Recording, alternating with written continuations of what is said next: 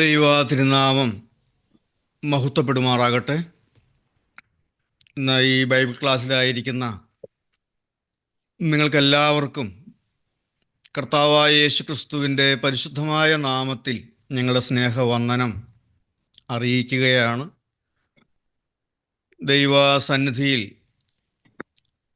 ദൈവ വചനത്തിൻ്റെ കീഴിലായിരിക്കാൻ വീണ്ടും ഒരിക്കൽ കൂടെ ദൈവം നൽകി തന്നതായ ഈ അവസരത്തെ ഓർത്ത് ദൈവത്തെ സ്തുതിക്കുന്നു, ദൈവത്തെ മഹത്വപ്പെടുത്തുന്നു. ദൈവവചനം പഠിക്കുവാനുള്ളതായ ഒരാഗ്രഹം, ഒരു ദാഹം നമ്മുടെ ജീവിതത്തിൽ നമുക്ക് ലഭിച്ചു എന്നുള്ളത് ഒരു വലിയ ഭാഗ്യമാണ്. അത് എല്ലാവർക്കും ലഭിക്കുന്നതല്ല. മാനസാന്തരപ്പെട്ട എല്ലാവർക്കും ലഭിക്കുന്നതുമല്ല. വചനം പഠിക്കാനുള്ളതായ ദാഹം അത് കർത്താവ് നൽകുന്നതായ ഒരു കൃപയാണ്. കൃപയാൽ ദൈവം നമ്മോട് കരുണ കാണിച്ചു.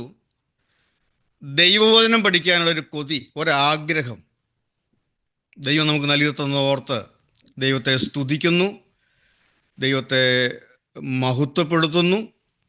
പ്രാർത്ഥനയോടെ നമുക്ക് ദൈവസന്നിധിയിൽ ചേർന്നിരിക്കാം. നമ്മൾ ഈ തിങ്കളാഴ്ച ദിവസങ്ങളിൽ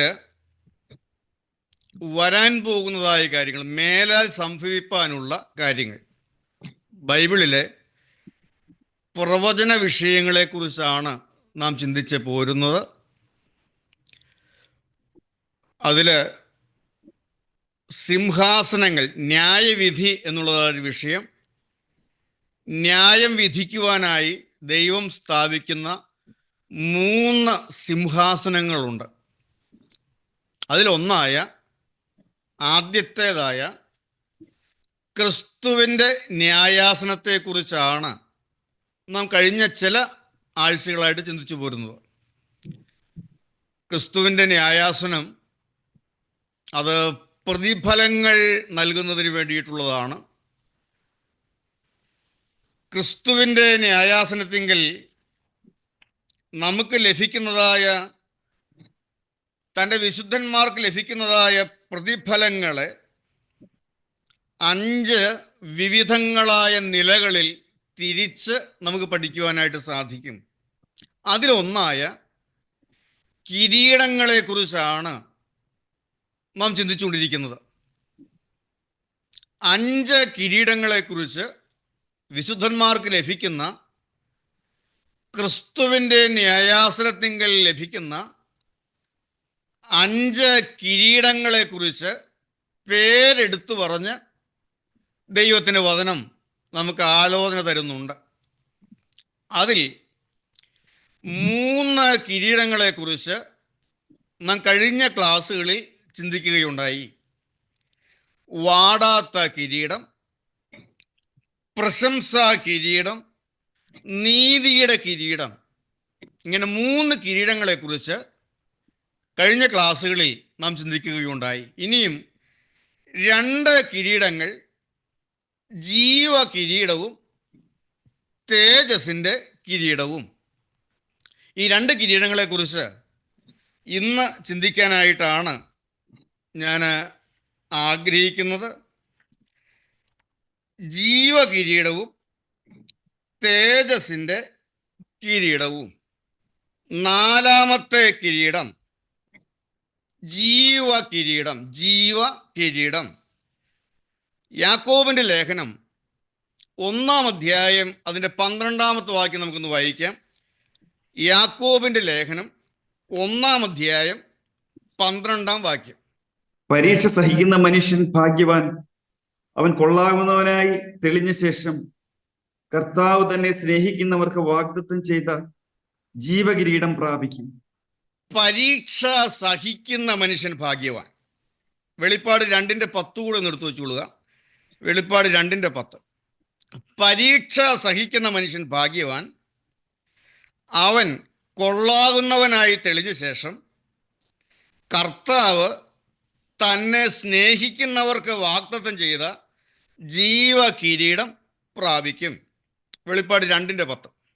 നീ സഹിക്കുവാനുള്ളത് പേടിക്കേണ്ട, നിങ്ങളെ പരീക്ഷിക്കേണ്ടതിന് പിശാച് നിങ്ങളിൽ ചിലരെ തടവിലാക്കുവാൻ പോകുന്നു. 10 ദിവസം നിങ്ങൾക്ക് ഉപദ്രവം ഉണ്ടാകും. മരണപര്യന്തം വിശ്വസ്തനായിരിക്കുക, എന്നാൽ ഞാൻ ജീവകിരീടം നിനക്ക് തരും. നീ സഹിപ്പാനുള്ളത് പേടിക്കണ്ട എന്ന് പറഞ്ഞ് സ്മുർണ സഭയ്ക്കുള്ള ദൂതാണ്. സ്മുർണ സഭ, സ്മുർണയിലെ സഭയ്ക്ക് ദൂത് നൽകുമ്പോൾ പറയുകയാണ്, നീ സഹിപ്പാനുള്ളത്. സ്മുർണ സഭ പീഡിത സഭ എന്നാണ് അറിയപ്പെടുന്നത്. വളരെ കഠിനമായ പീഡനങ്ങളിലൂടെ കടന്നുപോയതായ സഭ, പീഡിത സഭ. പറയുകയാണ്, നീ സഹിപ്പാനുള്ളത് പേടിക്കണ്ട. നിങ്ങളെ പരീക്ഷിക്കേണ്ടതിന് പിശാച് നിങ്ങളിൽ ചിലരെ തടവിലാക്കാൻ പോകുന്നു. 10 ദിവസം നിങ്ങൾക്ക് ഉപദ്രവമുണ്ടാകും. മരണപര്യന്തം വിശ്വസ്തനായിരിക്കുക, എന്നാൽ ജീവകിരീടം നിനക്ക് തരും. സ്മുർണ സഭയ്ക്കുള്ളതായ ദൂതാണ് ജീവകിരീടം. ഈ 2 വാക്യങ്ങൾ വെച്ചുകൊണ്ട് ജീവകിരീടം ആർക്കാണ് കിട്ടുന്നതെന്ന് പറയാൻ പറ്റുമോ?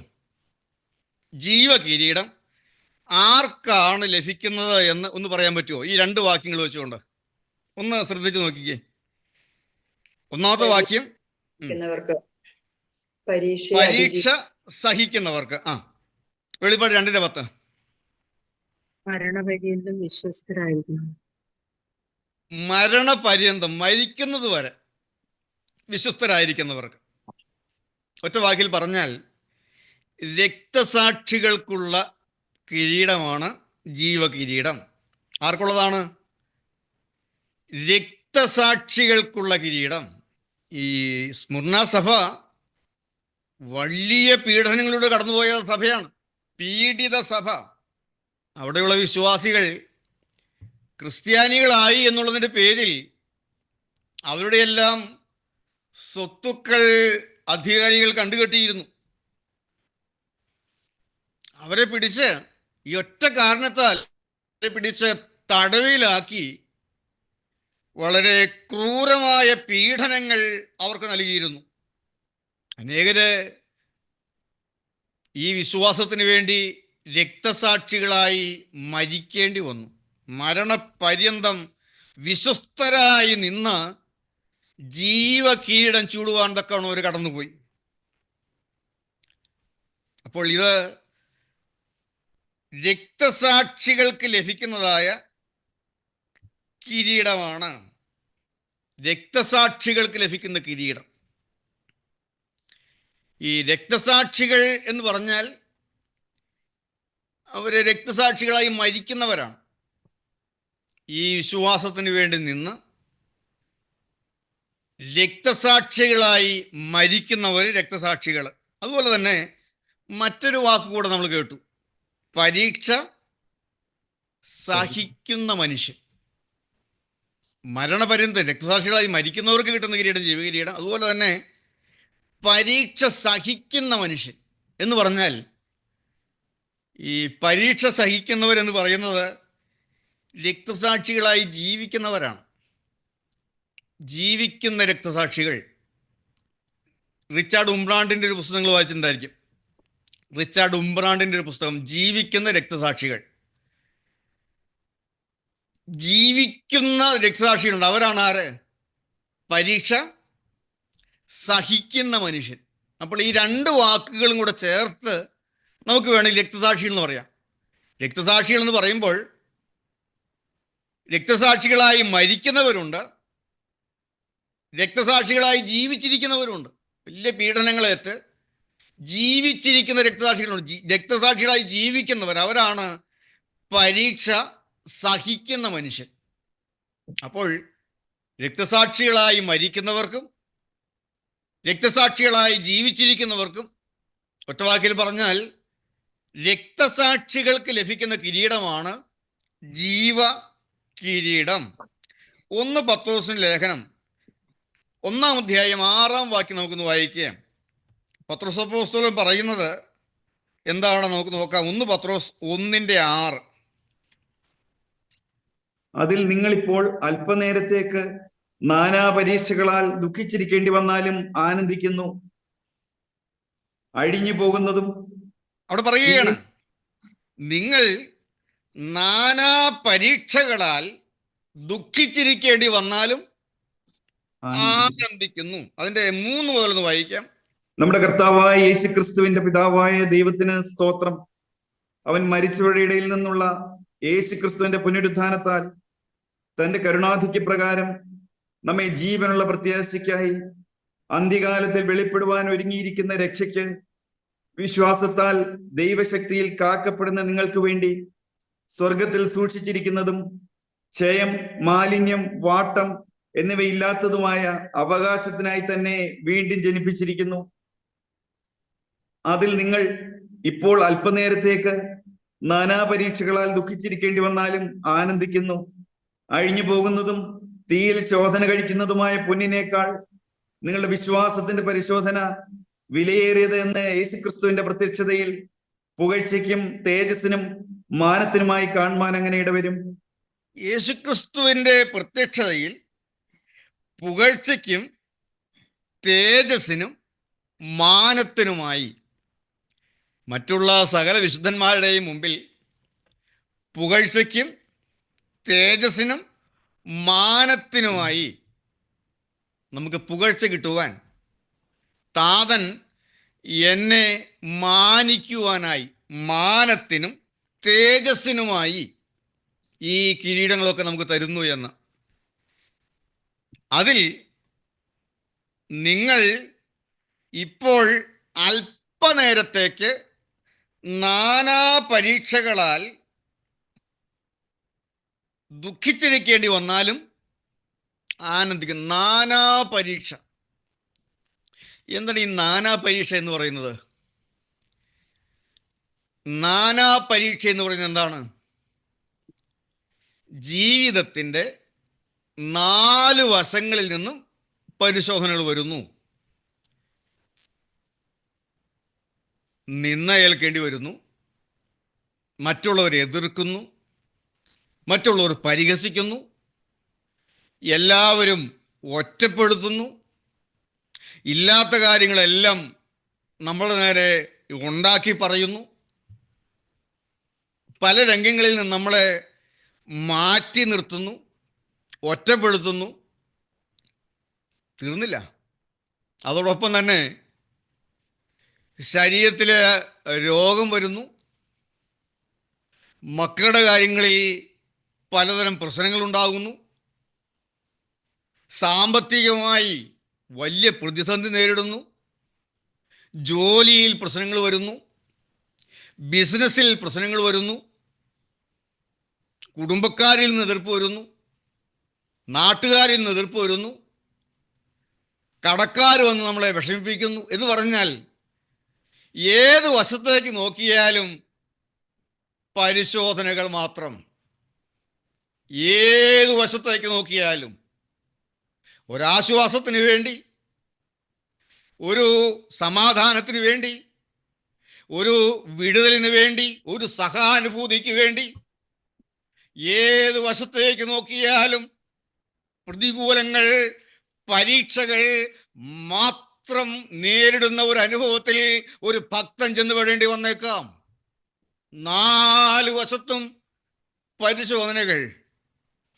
എന്നാൽ നമുക്ക് വേണ്ടി തുറന്നിരിക്കുന്ന ഒരു വശമുണ്ട്. അത് മേലോട്ട് നോക്കി കിട്ടുന്ന ആശ്വാസമാണ്. മുകളിൽ നിന്നുള്ള ആശ്വാസം നമുക്കുണ്ട്. ദൈവത്തിന് സ്തോത്രം. നമ്മുടെ ജീവിതത്തിൽ, ഒരു വിശ്വാസിയുടെ ജീവിതത്തിൽ നാനാ പരീക്ഷകൾ അകപ്പെടേണ്ടി വന്നാൽ ഒരു വശമുണ്ട്, നമുക്ക് വേണ്ടി തുറന്നിരിക്കുന്ന ഒരു വശമുണ്ട്. സ്തേഫാനോസിന് വേണ്ടി തുറന്നിരിക്കുന്ന ഒരു വശമുണ്ടായിരുന്നു. അത് മേലോട്ട് നോക്കിയാണ്. മേലോട്ട് നോക്കി ചുറ്റും നോക്കിയാൽ കല്ലെറിയുന്നവർ മാത്രം, ഒറ്റപ്പെടുത്തുന്നവർ മാത്രം. ഒരു സഹാനുഭൂതിയോടെ കാണുവാൻ ആരുമുണ്ടായിരുന്നില്ല.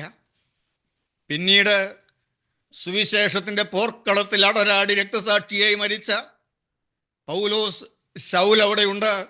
അവനും ഈ കല്ലെറിയുന്നവർക്കെല്ലാം താങ്ങ് നൽകിക്കൊണ്ട് അവിടെ വസ്ത്രം കാത്തുകൊണ്ട് മാറിയിരിക്കുകയാണ്. പക്ഷേ മേലോട്ട് നോക്കിയപ്പോൾ സ്വർഗം തുറന്നിരിക്കുന്നത് കണ്ടു. ദൈവത്തിന് സ്തോത്രം. നമുക്ക് മേലോട്ട് നോക്കാനിടമുണ്ട്. എന്നാൽ നമ്മളിന്ന് ഈ കാര്യങ്ങളെല്ലാം ചിന്തിക്കുമ്പോൾ, നമുക്കെങ്ങനെ ഒരു അനുഭവം കിട്ടുമ്പോൾ, കാൽവറി ക്രൂശിന്മേൽ തൂക്കപ്പെട്ട് കിടക്കുന്ന ക്രിസ്തുവിനെ നാം ഒന്ന് നോക്കി കാണണം. കർത്താവിനെ നാം ഒന്ന് നോക്കി കാണണം. നാനാ പരീക്ഷകൾ മാത്രമാണോ ക്രിസ്തു നേരിടേണ്ടി വന്നത്? ശിഷ്യന്മാരെല്ലാവരും ഇട്ടിട്ട് ഓടിപ്പോയി. അല്പം ദൂരം വിട്ട് പിൻഗമിച്ച ഒരു പത്രോസ് ഉണ്ടായിരുന്നു. തിരിഞ്ഞു നോക്കിയപ്പോൾ തള്ളിപ്പറയുന്നതാണ് കേൾക്കുന്നത്. ഞാൻ അവനെ അറിയുന്നില്ല എന്ന് പ്രാകുവാനും ആണയിടുവാനും തയ്യാറായി ചെയ്യുന്ന പത്രോസിനെ കണ്ടു. എന്നാൽ തൻ്റെ വേദനയുടെ ഏറ്റവും വലിയ ആ പാരമ്യതയുടെ നടുവിൽ അതുവരെയും തുറന്നിരുന്ന സ്വർഗവും അവന് മുമ്പിൽ അടഞ്ഞു. എൻ്റെ ദൈവമേ, എൻ്റെ ദൈവമേ, നീ എന്നെ കൈവിട്ടതെന്ത് എന്ന് നിലവിളിച്ചു. നാം ഇപ്പോൾ ഈ ആഴ്ചയിൽ പീഡാനുഭവാരത്തിലേക്ക് കടന്നു വന്നിരിക്കുകയാണ്. കർത്താവായ യേശു ക്രിസ്തുവിൻ്റെ കഷ്ടാനുഭവങ്ങളെ ധ്യാനിക്കുന്ന ഈ ആഴ്ച, വരുന്ന വെള്ളിയാഴ്ച ദുഃഖ വെള്ളിയാഴ്ചയായി കർത്താവിൻ്റെ പീഡാനുഭവങ്ങളെ നാം ധ്യാനിക്കും. ദൈവത്തിന് സ്തോത്രം. കർത്താവ് നമുക്ക് വേണ്ടി സഹിച്ചതായ പീഡാനുഭവങ്ങളെക്കുറിച്ച് നാം ചിന്തിക്കും. എന്തിനു വേണ്ടിയാണ് ഇതെല്ലാം സഹിച്ചത്? കർത്താവ് നമുക്ക് വേണ്ടി ഇതെല്ലാം സഹിച്ചത് എന്തിനു വേണ്ടിയാണ്? ഒരു യോഗ്യതയുമില്ലാത്ത എനിക്ക് നിങ്ങൾക്കും ഈ യോഗ്യതകളെല്ലാം തരേണ്ടതിനു വേണ്ടി നാനാ പരീക്ഷകൾ. അതിൽ നിങ്ങളിപ്പോൾ അല്പനേരത്തേക്ക് നാനാ പരീക്ഷകളാൽ ദുഃഖിച്ചിരിക്കേണ്ടി വന്നാലും ആനന്ദിക്കുന്നു. ദൈവമക്കൾക്ക് ഈ ആനന്ദം കിട്ടാൻ കാരണം മുകളിലോട്ട് നോക്കി തുറന്നിരിക്കുന്നത്, നമുക്ക് വേണ്ടി ഒരുക്കി വച്ചിരിക്കുന്നത് കാണാൻ കഴിയുന്നത് കൊണ്ടാണ്. നമുക്ക് വേണ്ടി ഒരുക്കി വച്ചിരിക്കുന്നത് കാണാൻ കഴിയുന്നത് കൊണ്ട്.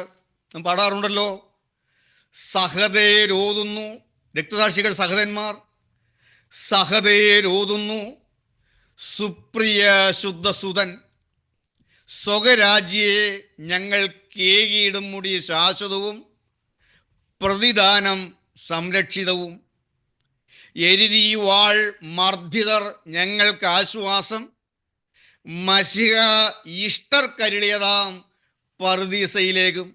സഹതരോതുന്നു സുപ്രിയ ശുദ്ധസുതൻ, സ്വകരാജ്യയെ ഞങ്ങൾ കേകിയിടും മുടി ശാശ്വതവും പ്രതിദാനം സംരക്ഷിതവും, എരുതി വാൾ മർദ്ദിതർ ഞങ്ങൾക്ക് കിട്ടിയോ? പാട്ട് കിട്ടിയോ? സഹദേരോതുന്നു സുപ്രിയ ശുദ്ധസുതൻ, സ്വകരാജ്യേ ഞങ്ങൾ കേകിടും മുടി ശാശ്വതവും പ്രതിദാനം സംരക്ഷിതവും, എരിതി വാൾ മർദ്ദിതർ ഞങ്ങൾ കാശ്വാസം മശിഹായിഷ്ട കരുളിയതാം പറുദീസയിലേക്കും. അപ്പോൾ ഈ സഹതന്മാരെന്ന് പറഞ്ഞാൽ ജീവിച്ചിരിക്കുന്ന രക്തസാക്ഷികൾ, മരിച്ചുപോയ രക്തസാക്ഷികൾ, അവർ വിളിച്ചു പറയുകയാണ്, സഹതരോതുന്നു സുപ്രിയ ശുദ്ധസുതൻ, സ്വകരാജ്യയെ ഞങ്ങൾ കേകിയിടും മുടി ശാശ്വതവും. ആ സ്വർഗരാജ്യത്തിൽ ആ ക്രിസ്തുവിൻ്റെ ന്യായാസനത്തിങ്കൽ ഞങ്ങൾക്ക് തരുന്നതായ മുടി കിരീടങ്ങൾ ശാശ്വതവും, ഞങ്ങൾക്ക് തരുന്നതായ ദാനങ്ങൾ സുരക്ഷിതവുമാണ്, എന്നേക്ക് നിലനിൽക്കുന്നതുമാണ്. പ്രതിദാനം സംരക്ഷിതവും. ഇന്ന് എരിയുന്ന തീയിലും അടികൊണ്ടും ഇടികൊണ്ടും ചതഞ്ഞ് ഞങ്ങൾ മർദ്ദിതരാണ്.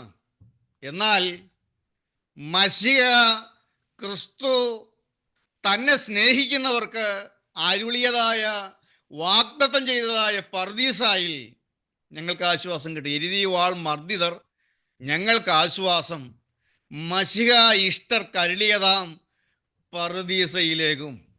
എത്ര അഴിമേറിയ കാഴ്ചപ്പാടാണ് കഴിഞ്ഞകാല പിതാക്കന്മാർ അനുഭവിച്ചിരുന്നത്, അവർക്കുണ്ടായിരുന്നത്. ദൈവത്തിന് സ്തോത്രം. രക്തസാക്ഷികൾക്ക് ലഭിക്കുന്നതായ കിരീടം, ജീവ കിരീടം. ഈ ആദിമസഭയിൽ പത്രോസ്ലീഹ നാനാ പരീക്ഷകളാൽ ദുഃഖിച്ചിരിക്കേണ്ടി വന്നാലും എന്നൊക്കെ പറയുമ്പോൾ ആദിമസഭ വലിയ പീഡനങ്ങളിലൂടെയാണ് കടന്നുപോയത്. ഏതാണ്ട് 11 ലക്ഷത്തിലധികം രക്തസാക്ഷികൾ ആദിമസഭയിൽ തന്നെ ഉണ്ടെന്നാണ് പറയുന്നത്. അതുകൊണ്ടാണ് ഈ രക്തസാക്ഷികളുടെ രക്തം സഭയുടെ വിത്ത് എന്ന് പിതാക്കന്മാർ ചരിത്രത്തിൽ കുറിച്ചു വെക്കാനിടയായത്. രക്തസാക്ഷികളുടെ രക്തം സഭയുടെ വിത്ത്, രക്തത്തിൽ കിളിർത്തതാണ് സഭ. ദൈവത്തിന് സ്തോത്രം. അനേകായിരങ്ങൾ രക്തസാക്ഷികളായി മരിച്ചു, അനേകായിരങ്ങൾ രക്തസാക്ഷികളായി ജീവിക്കുന്നു. AD 325 നിഖ്യ സുന്നഹദോസ് കൂടി. നിഖ്യയിലും കുസ്തുന്തിനോസ് പോലീസിലും എഫേസോസിലും വെച്ചുണ്ടായ സുന്നഹദോസുകൾ നാം വിശ്വസിക്കുന്നവരാണ്. നിഖ്യ സുന്നഹദോസ് AD 325 കൂടുന്നത്. ഈ നിഖ്യ സുന്നഹദോസിൽ പങ്കെടുത്തത് 318 സഭാപിതാക്കന്മാരായിരുന്നു. എത്ര പേരാണ്? AD 325 കൂടിയ നിഖ്യ സുന്നഹദോസിൽ 318 സഭാപിതാക്കന്മാരാണ് ഒരുമിച്ച് കൂടിയത്. ഞാൻ വായിച്ചത് ഈ 318 സഭാപിതാക്കന്മാരും അംഗവൈകല്യങ്ങളുള്ളവരായിരുന്നു എന്നാണ്.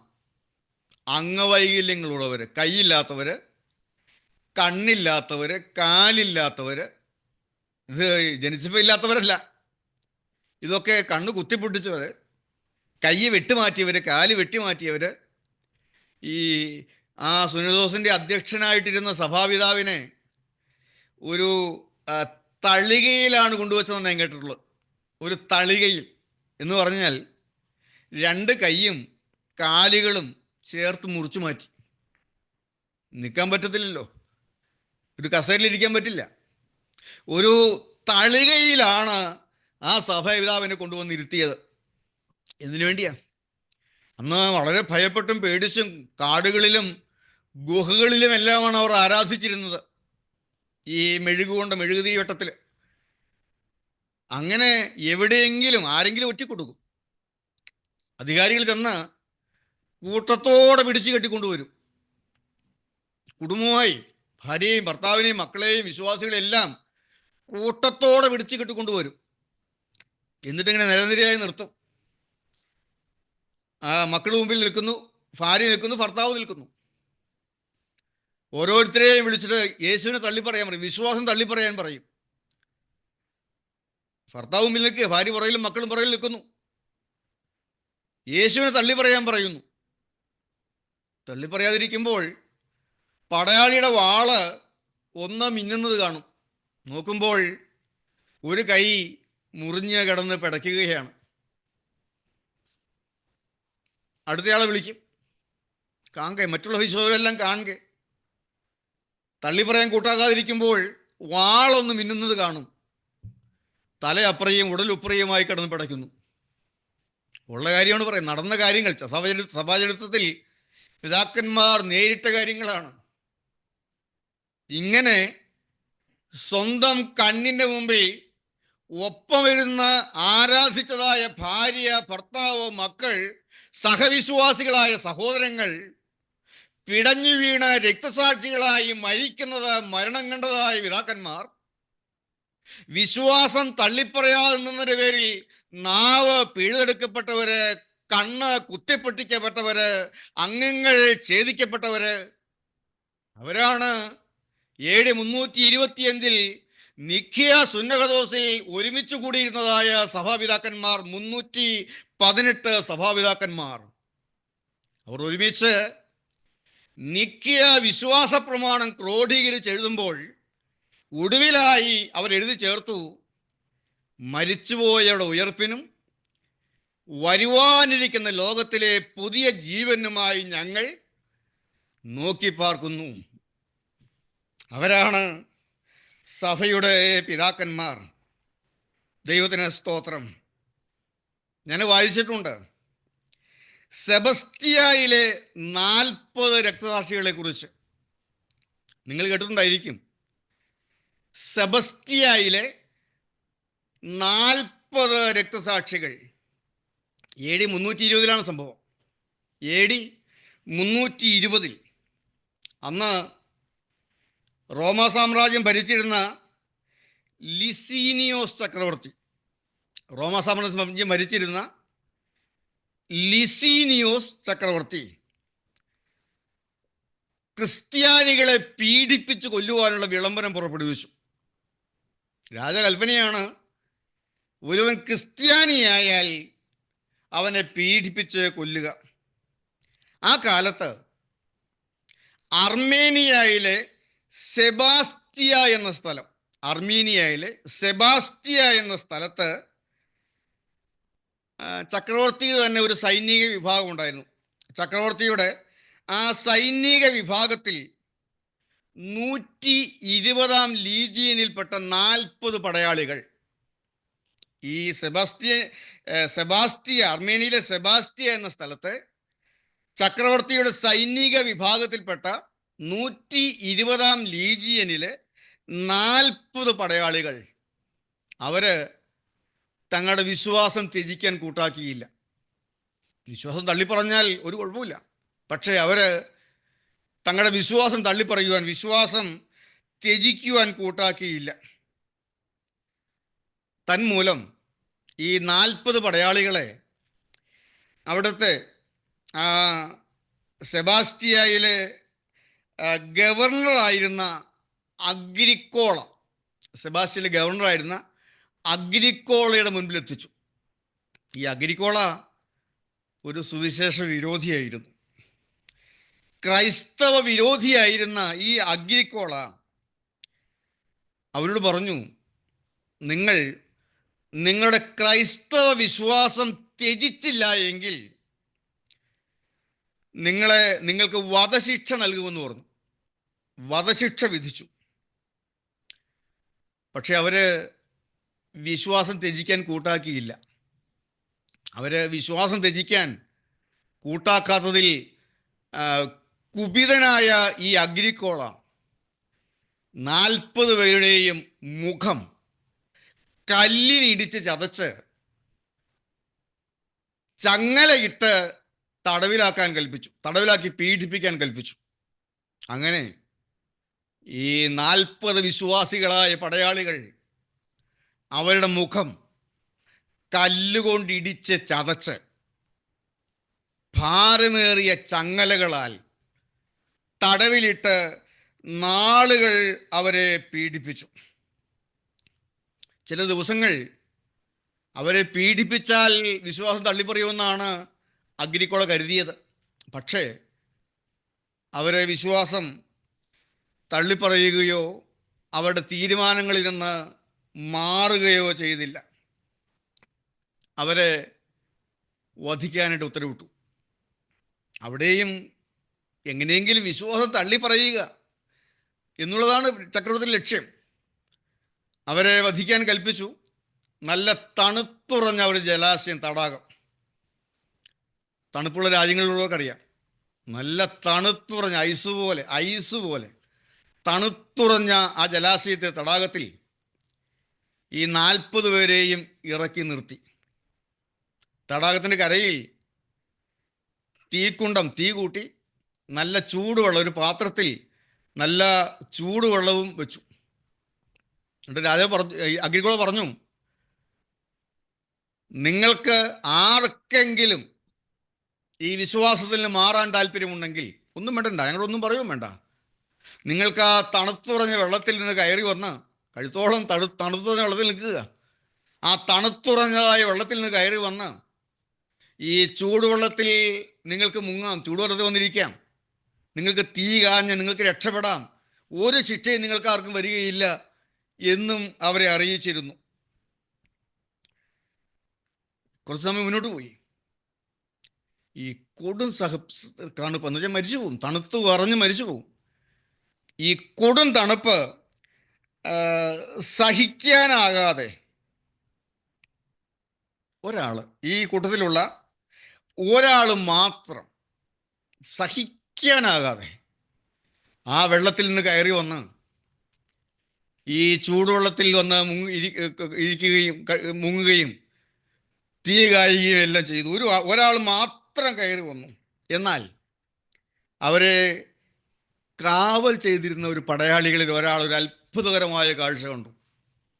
ഈ ഒരാൾ കയറി വന്ന് തീ കാഞ്ഞ് ആശ്വസിക്കാൻ കയറി വരുന്നത് കാഴ്ച വന്നപ്പോൾ അവരെ കാവൽ നിന്ന് പടയാളികൾ ഒരാൾ അത്ഭുതമേറിയ ഒരു കാഴ്ച കണ്ടു.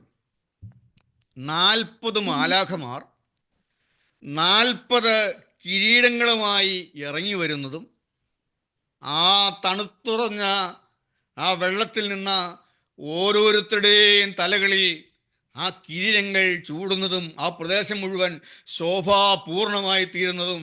എന്നാൽ ഒരു മാലാഖ മാത്രം ആ കിരീടവുമായി ഇറങ്ങി വന്നപ്പോൾ ആ കിരീടം വെക്കാൻ തല കാണാതെ ഇങ്ങനെ നിൽക്കുകയും ചെയ്യുന്നതായ കാഴ്ച കണ്ട ഈ പടയാളി തൻ്റെ പടച്ചട്ടകളെല്ലാം വസ്ത്രങ്ങളെല്ലാം ഊരി വെച്ച് ഒന്നും ചിന്തിച്ചില്ല. ഞാനും ഒരു ക്രിസ്ത്യാനിയാകുന്നു എന്ന് പറഞ്ഞ്, ഞാൻ ഒരു ക്രിസ്ത്യാനിയാകുന്നു എന്ന് പറഞ്ഞ് ആ വിശ്വാസം ത്യജിച്ച് കയറിപ്പോയ ആ വിശ്വാസി നിന്ന സ്ഥാനത്ത് ചെന്ന് നിന്ന് കിരീടം പ്രാപിച്ചു എന്നുള്ളതാണ് ചരിത്രം.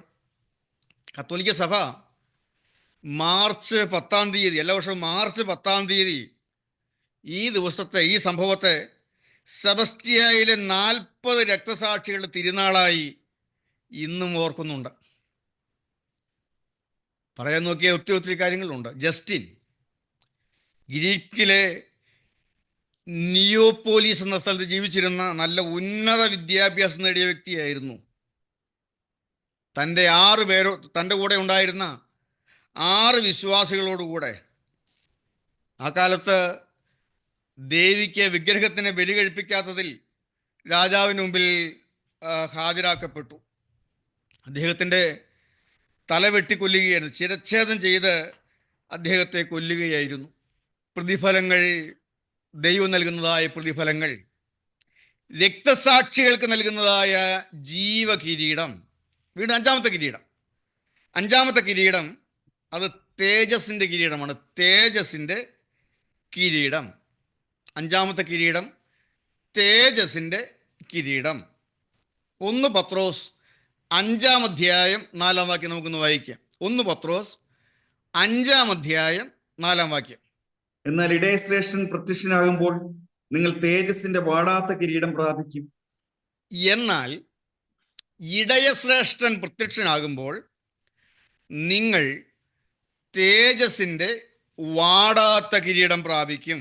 അപ്പോൾ ഈ കിരീടം എന്ന് പറയുന്നത്, എന്നാൽ ഇടയശ്രേഷ്ഠൻ പ്രത്യക്ഷനാകുമ്പോൾ, അതിൻ്റെ 5 മുതൽ 1 പത്രോസ് 5-ാം അധ്യായത്തിന് 1 മുതലുള്ളതായ വാക്യങ്ങൾ നമുക്കൊന്ന് വായിക്കാം. അല്പം കൂടെ വ്യക്തമാകണമെങ്കിൽ 5-ാം അധ്യായത്തിന് 1 മുതലുള്ളതായ വാക്യങ്ങൾ. നിങ്ങളിലുള്ള മൂപ്പന്മാരെ ഒരു കൂട്ടുമൂപ്പനും ക്രിസ്തുവിന്റെ കഷ്ടാനുഭവത്തിന് സാക്ഷിയും വെളിപ്പെടുവാനുള്ള തേജസ്സിന് കൂട്ടാളിയുമായ ഞാൻ പ്രബോധിപ്പിക്കുന്നത്, നിങ്ങളുടെ വിചാരണയിലുള്ള ദൈവത്തിന്റെ ആട്ടിൻകൂട്ടത്തെ മേയിച്ചുകൊള്ളുവിൻ. നിർബന്ധത്താലല്ല, ദൈവത്തിന് ഹിതമാം വണ്ണം മനഃപൂർവമായും ദുരാഗ്രഹത്തോടെയല്ല, ഉന്മേഷത്തോടെയും ഇടവകളുടെ മേൽ കർത്തൃത്വം നടത്തുന്നവരായിട്ടല്ല, ആട്ടിൻകൂട്ടത്തിന് മാതൃകകളായി തീർന്നുകൊണ്ടും അധ്യക്ഷത ചെയ്യുവിൻ. എന്നാൽ ഇടയശ്രേഷ്ഠൻ പ്രത്യക്ഷനാകുമ്പോൾ നിങ്ങൾ തേജസ്സിന്റെ വാടാത്ത കിരീടം പ്രാപിക്കും. ഏതാണ്ട് ക്ലിയറായി കാണുമായിരിക്കും. എന്നാൽ ഇടയശ്രേഷ്ഠൻ പ്രത്യക്ഷനാകുമ്പോൾ, ഈ ശ്രേഷ്ഠ ഇടയൻ എന്ന് പറഞ്ഞാൽ ആരാണ്? ഈ പൗലോസ്ലീഹ പോലും ഞാൻ ശ്രേഷ്ഠനാണെന്ന് പറഞ്ഞിട്ടില്ല. ശ്രേഷ്ഠ ഇടയൻ എന്ന് പറയുന്നത് യേശുക്രിസ്തു മാത്രമാണ്. ശ്രേഷ്ഠ ഇടയൻ ക്രിസ്തുവാണ്. പൗലോസ്ലീഹ പറഞ്ഞാണ്, നിങ്ങളിലുള്ള മൂപ്പന്മാരെ ഒരു കൂട്ടുമൂപ്പനും, അപ്പോൾ പൗലോസ്ലീഹ പോലെ കൂട്ടുമൂപ്പനാ. ശ്രേഷ്ഠ ഇടയൻ പ്രത്യക്ഷനാകുമ്പോൾ നിങ്ങൾക്ക് നിങ്ങൾക്ക് തേജസ്സിൻ്റെ വാടാത്ത കിരീടം നിങ്ങൾ പ്രാപിക്കും. അപ്പോൾ ഈ തേജസ്സിൻ്റെ കിരീടം എന്ന് പറയുന്നത് എല്ലാവർക്കും ഉള്ളതല്ല, മൂപ്പന്മാർക്കുള്ള കിരീടമാണ്. ആർക്കുള്ളതാണ്? മൂപ്പന്മാർക്കുള്ള കിരീടമാണ് തേജസ്സിൻ്റെ കിരീടം. മൂപ്പന്മാർക്കുള്ളത്. ചില കാര്യം കൂടെ പറഞ്ഞു, ഇത് കിട്ടണമെങ്കിൽ എന്നാലേ കിട്ടുള്ളൂ. ഒരു മൂപ്പനായതുകൊണ്ട് കിട്ടുകയില്ല. എല്ലാ മൂപ്പന്മാർക്കും കിട്ടില്ല, എല്ലാ മൂപ്പന്മാർക്കും കിട്ടുകയില്ല. എന്നാൽ എന്ന് പറഞ്ഞിരിക്കുന്നത് എന്തെല്ലാമാണ്? അവിടെ പറഞ്ഞിരിക്കുന്നത് എന്തെല്ലാമാണ്? നിങ്ങളുടെ വിചാരണയിലുള്ള ദൈവത്തിൻ്റെ ആട്ടിൻകൂട്ടത്തെ മേയിച്ചു കൊള്ളുവിൻ. നമ്മെ കർത്താവ് നമ്മുടെ കരങ്ങളിൽ ഏൽപ്പിച്ചിരിക്കുന്ന ആത്മാക്കളുണ്ട്. നമ്മുടെ കൂട്ടായ്മയിൽ കടന്നു വരുന്ന കൂട്ടായ്മയിലെ ദൈവമക്കൾ അവിടെ നടത്താൻ ദൈവം ആക്കിയിരിക്കുകയാണ്. നിങ്ങളുടെ വിചാരണയിൽ, ഇപ്പോൾ നമ്മുടെ വിചാരണയിൽ കർത്താവ് ഏൽപ്പിച്ചിരിക്കുന്ന ആത്മാക്കളുണ്ട്. നമ്മുടെ ഓരോരുത്തരുടെയും വിചാരണയിൽ അവരെ നടത്താൻ വല്ലവനും വല്ല തെറ്റിലും അകപ്പെട്ടു പോയാൽ അവൻ്റെ അടുക്കൽ കടന്നു ചെന്ന് സ്നേഹത്തിൻ്റെ ആത്മാവിൽ അവനെ യഥാസ്ഥാനപ്പെടുത്തുവാൻ, അവനെ വീണുപോയാൽ അവനെ എഴുന്നേൽപ്പിക്കുവാൻ, അവനെ കൈപിടിച്ച് നടത്തുവാൻ, ആത്മാക്കളെ ആത്മീയമായി വളർത്തിക്കൊണ്ടുവരുവാൻ വിചാരണയിൽ കർത്താവ് ഏൽപ്പിച്ചിരിക്കുന്ന ആത്മാക്കളുണ്ട്, വിശ്വാസികളുണ്ട്. നിങ്ങളുടെ വിചാരണയിൽ ഏൽപ്പിച്ചിരിക്കുന്നതായ ആട്ടിൻകൂട്ടത്തെ, നിങ്ങളുടെ വിചാരണയിലുള്ള ദൈവത്തിൻ്റെ ആട്ടിൻകൂട്ടത്തെ, നമ്മുടെ അല്ല ആത്മാക്കളൊന്നും നമ്മുടേതല്ല, ദൈവത്തിൻ്റെയാണ്, നമ്മുടെ അല്ല. നമ്മുടെ കൂട്ടായ്മയിൽ വരുന്ന വിശ്വാസികളൊന്നും നമ്മുടെ അല്ല, അതെല്ലാം ദൈവത്തിൻ്റെ ആട്ടിൻകൂട്ടമാണ്. ദൈവത്തിൻ്റെ ആട്ടിൻകൂട്ടത്തെ മേയിക്കാൻ കർത്താവാക്കിയിരിക്കുന്നു എന്ന് മാത്രം. ദൈവത്തിൻ്റെ ആട്ടിൻകൂട്ടം, ദൈവത്തിൻ്റെ ആട്ടിൻകൂട്ടത്തെ മേയിച്ചു കൊള്ളുവിൻ, നിർബന്ധത്താലല്ല. കൃത്യമായിട്ട് എടുത്തു പറഞ്ഞിരിക്കുകയാണ്, നിർബന്ധത്താലല്ല.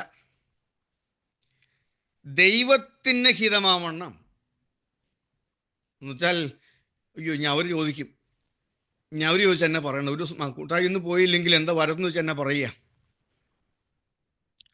അങ്ങനെ ഉള്ളിൽ താല്പര്യമൊന്നുമില്ല, സുവിശേഷ വേല ചെയ്യാൻ ഉള്ളിൽ താല്പര്യമൊന്നുമില്ല. സുവിശേഷ വേലയ്ക്ക് വേണ്ടി എന്തെങ്കിലും ചെയ്യാനും ഉള്ളിൽ നിർബന്ധമില്ല, മറ്റുള്ള നിർബന്ധം അരുതെന്നാണ് പറഞ്ഞിരിക്കുന്നത്. നിർബന്ധത്താലല്ല, ദൈവത്തിന് ഹിതമാവണ്ണം മനഃപൂർവമായും സ്വന്തം ഇഷ്ടപ്രകാരം, മനഃപൂർവം, മറ്റാരെയും കാണിക്കാനല്ല, മറ്റാരുടെയും നിർബന്ധത്താലല്ല, സ്വന്തം ഇഷ്ടപ്രകാരം ദൈവത്തിന് ഹിതമാവണ്ണം. സ്വന്തം ഇഷ്ടപ്രകാരവും ചെയ്യരുത് കേട്ടോ. ദൈവവേല സ്വന്തം ഇഷ്ടപ്രകാരവും ചെയ്യാനുള്ളതല്ല, ദൈവത്തിന് ഹിതമാവണ്ണം മനഃപൂർവമായും. തീർന്നില്ല, ഇതൊക്കെ ഒത്തിരി വിവരിക്കേണ്ട കാര്യങ്ങളാണ്. ദുരാഗ്രഹത്തോടെ അല്ല, ദുരാഗ്രഹങ്ങൾ വരാൻ പാടില്ല. ദൈവവേലയിൽ നിൽക്കുമ്പോൾ ദുരാഗ്രഹങ്ങൾ വരാൻ പാടില്ല. ദുരാഗ്രഹത്തോടെ അല്ല, ഉന്മേഷത്തോടെയും, ഉന്മേഷത്തോടെയും, ഇടവകകളുടെ മേൽ കർത്തൃത്വം നടത്തുന്നവരായിട്ടല്ല, ഇടവകകളുടെ മേൽ കർത്തൃത്വം നടത്തുന്നവരായിട്ടല്ല, ആട്ടിൻകൂട്ടത്തിന് മാതൃകകളായി തീർന്നുകൊണ്ടും അധ്യക്ഷത ചെയ്യുവീൻ. അധികാരം ഏതൊക്കെയോ എന്തോ ഒരു അധികാരം കിട്ടിയിട്ടുണ്ട്, സ്ഥാനം കിട്ടിയിട്ടുണ്ട്. ഇടവകളുടെ മേൽ അധികാരം നടത്താൻ, കർത്തൃത്വം നടത്തുന്നവരായിട്ടല്ല. പിന്നെ എങ്ങനെയാണ് കർത്താവിനെ നിൽക്കുന്നത്? എങ്ങനെയാകണം? ആട്ടിൻകൂട്ടത്തിന് മാതൃകയായി തീർന്നുകൊണ്ട്. ഞാൻ എങ്ങനെയാണ് ദൈവവേല ചെയ്യേണ്ടത്? ഞാൻ എങ്ങനെയാണ് ഒരു അധ്യക്ഷനായിട്ടിരിക്കേണ്ടത്, ഒരു മൂപ്പനായിട്ടിരിക്കേണ്ടത്? എൻ്റെ കരങ്ങളിൽ ദൈവത്തിൻ്റെ ആട്ടിൻകൂട്ടത്തെയാണ് ദൈവം ഏൽപ്പിച്ചിരിക്കുന്നത്. ദുരാഗ്രഹത്തോടെയല്ല, നിർബന്ധത്താലല്ല. എന്തോ വലിയ സ്ഥാനമാണ്, മാനമാണ്, അധികാരം നടത്തുന്നതായിട്ടല്ല, എന്നെ തന്നെ മാതൃകയാക്കിക്കൊണ്ട് വിശ്വാസിയുടെ മുമ്പിൽ ഏറ്റവും മാതൃകയോടെ ജീവിക്കാൻ ഞാൻ മാറിയുന്നുണ്ടല്ല ഈ വാക്കുകൾ പറയുന്നത്. കർത്താവേ, എല്ലാ കാര്യങ്ങളിലും ഏറ്റവും മാതൃകയോടെ നിന്നുകൊണ്ട് അധ്യക്ഷത ചെയ്യുവാൻ ദൈവത്തിന് സ്തോത്രം. ഇടവകളുടെ മേൽ കർത്തൃത്വം നടത്തുന്നവരായിട്ടല്ല, ആട്ടിൻകൂട്ടത്തിന് മാതൃകളായി തീർന്നുകൊണ്ടും അധ്യക്ഷത ചെയ്യുവീൻ. എന്നാൽ അങ്ങനെ നിന്നാൽ, എന്നാൽ ഇടയശ്രേഷ്ഠൻ പ്രത്യക്ഷനാകുമ്പോൾ നിങ്ങൾ തേജസ്സിന്റെ ഓടാത്ത കിരീടം പ്രാപിക്കും. ദൈവത്തിന് സ്തോത്രം. മാതൃകകളായി ജീവിച്ചുകൊണ്ട് വിശ്വാസികളെ മേയിക്കണം. നിർബന്ധത്താലല്ല, അവരിൽ നിന്നും സമ്പത്തുണ്ടാക്കുവാനുള്ളതായ മോഹത്താലല്ല, കർത്തൃത്വം നടത്തുന്നവരായിട്ടല്ല, മാതൃകയായി ജീവിച്ചുകൊണ്ട് നിന്നാൽ ഇടയ ശ്രേഷ്ഠൻ പ്രത്യക്ഷനാകുമ്പോൾ തേജസ്സിന്റെ കിരീടം ലഭിക്കും. വെളിപ്പാട് പുസ്തകം 4-ാം അധ്യായം 4-ാമത്തെ വാക്യം വായിക്കുമ്പോൾ അവിടെ കാണുന്ന 24 മൂപ്പന്മാരുണ്ട്. ഈ 24 മൂപ്പന്മാരുടെ തലയിൽ നാം പൊൻകിരീടം കാണുന്നുണ്ട്. വെളിപ്പാട് 4:4 കാണുന്ന മൂപ്പന്മാരുടെ തലയിൽ നാം പൊൻകിരീടം കാണുന്നുണ്ട്. അപ്പോൾ ഈ തേജസ്സിന്റെ വാടാത്ത കിരീടം പൊൻകിരീടമായിരിക്കാം എന്ന് നമുക്ക് വേണമെങ്കിൽ ചിന്തിക്കാം. ദൈവത്തിന് സ്തോത്രം. 4:4 വെളിപ്പാട് 4:4 സിംഹാസനം വെള്ളയുടുപ്പ് ധരിച്ചുകൊണ്ടും സിംഹാസനത്തിലിരിക്കുന്ന 24 മൂപ്പന്മാർ, അവരുടെ തലയിൽ പൊൻകിരീടം. ഈ സിംഹാസനത്തിൽ ഇരിക്കുന്ന 24 മൂപ്പന്മാർ, അവരുടെ തലയിൽ പൊൻകിരീടം.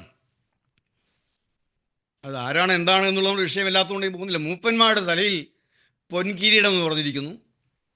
അപ്പോൾ ഈ വാടാത്ത തേജസ്സിന്റെ കിരീടം എന്ന് പറയുന്നത് പൊൻകിരീടമായിരിക്കാം നമുക്ക് ചിന്തിക്കാം. ഇങ്ങനെ 5 വിധത്തിലുള്ള കിരീടങ്ങൾ അന്ന് നൽകപ്പെടും. ചിലർക്ക് 5ഉം കിട്ടും. അപ്പോൾ ചിന്തിക്കും, ഒരു തലയിൽ എങ്ങനെയാണ് 5 കിരീടങ്ങൾ വയ്ക്കുന്നതെന്ന് ചിന്തിക്കും. അത് നമ്മൾ ഭാരപ്പെടണ്ട. കിരീടങ്ങൾ എന്ന് പറഞ്ഞാലും ചിലപ്പോൾ തലയിലിരിക്കുന്ന ഇന്ന് രാജാക്കന്മാർക്ക് തലയിൽ വയ്ക്കുന്ന കിരീടം പോലെയുള്ള കിരീടങ്ങൾ ആയിക്കൊള്ളുന്നില്ല. എന്തായാലും ദൈവവചനം പറയുന്നു, ചിലര് 5ഉം പ്രാപിക്കും. അന്ന് നിത്യത മുഴുവൻ നാം നോക്കുമ്പോൾ, നിത്യത മുഴുവൻ നാം വിശുദ്ധന്മാരെ നോക്കുമ്പോൾ, ചിലരുടെ തലയിൽ 5 വിധ കിരീടങ്ങൾ ഉണ്ടായിരിക്കും. ചിലർക്ക് 4 കിരീടം കിട്ടും, ചിലർക്ക് 3 കിരീടം കിട്ടും, ചിലർക്ക് 2 കിരീടം ലഭിക്കും, മറ്റു ചിലർക്ക് 1 കിരീടം കിട്ടും. എന്നാൽ കിരീടങ്ങളൊന്നും കിട്ടാത്തവരും അവിടെ ഉണ്ടാകും. കിരീടങ്ങളൊന്നും ലഭിക്കാത്തവരും നിത്യതയിൽ ഉണ്ടാകും, സ്വർഗത്തിലുണ്ടാകും. നമുക്കെന്ത് ഏത് കിരീടം കിട്ടും? നാം കിരീടങ്ങളെ കുറിച്ച് പഠിച്ചു. അത് ഒരു അറിവ് നേടാൻ വേണ്ടിയല്ല. ഈ കിരീടങ്ങളെല്ലാം നമ്മുടെ തലയിൽ സ്വന്തമാക്കാൻ വേണ്ടിയാണ്. പഠിച്ചിട്ട് കാര്യമില്ല. നമ്മളിതിനെക്കുറിച്ചുള്ളതായ അറിവ് നേടിയാൽ അധികം ശിക്ഷ കിട്ടും. വേറെ എന്താ കാര്യമുള്ളത്? ഒന്നുകിൽ അധികം ശിക്ഷ കിട്ടും, അല്ലെങ്കിൽ അധികം പ്രതിഫലം കിട്ടും. ഒരിക്കലും ഇതൊന്നും നമുക്ക് ശിക്ഷയ്ക്കും പ്രതികാരത്തിനും കാരണമായി തീരരുത്. ഈ തിരുവചന സത്യങ്ങളെല്ലാം നാം അറിയുന്നതും മനസ്സിലാക്കുന്നതും നമുക്ക് ആർക്കും ശിക്ഷയ്ക്കും പ്രതികാരത്തിനും കാരണമായി തീരരുത്. മറിച്ച് കിരീടങ്ങൾ നേടുവാൻ, പ്രതിഫലങ്ങൾ പ്രാപിക്കുവാൻ ഇത് മുഖാന്തരമായി തീരണം. വർജനം ആചരിച്ചില്ല എങ്കിൽ വാടാത്ത കിരീടം കിട്ടില്ല. ഞാൻ ഒന്നുകൂടെ ഒന്ന് റിപ്പീറ്റ് ചെയ്യുകയാണ്. വർജനം ആചരിച്ചില്ല എങ്കിൽ വാടാത്ത കിരീടം കിട്ടുകയില്ല. ഇന്ന് പലരും കരുതിയിരിക്കുന്നത് ഈ വർജനം ആചരിക്കുക എന്ന് പറഞ്ഞാൽ കള്ളു കുടിക്കില്ല, അങ്ങനെ പ്രകടമായ ചില പാപങ്ങളും ചെയ്യില്ല, അങ്ങനെയൊക്കെ ചെയ്യുന്നവരാരും സ്വർഗരാജ്യമേ കണി കാണുകയില്ല. മദ്യപാനി സ്വർഗരാജ്യം അവകാശമാക്കുകയില്ല. പിടിച്ചുപറിക്കാർ, അശുദ്ധന്മാർ, അങ്ങനെ കൊലപാതകന്മാർ എന്തെല്ലാം കാര്യങ്ങളാണ് പറഞ്ഞിരിക്കുന്നത്. ഇവരൊന്നും കർത്താവിൻ്റെ രാജ്യത്തിൽ കാണില്ല. അപ്പോൾ ചില പാപങ്ങളൊന്നും വേണ്ടാന്ന് വയ്ക്കുക എന്നുള്ളതല്ല. കഴിഞ്ഞ ദിവസം നമ്മളെ ചിന്തിച്ചപ്പോൾ ചിന്തിച്ചതാണ് വർജനം ആചരിക്കുക.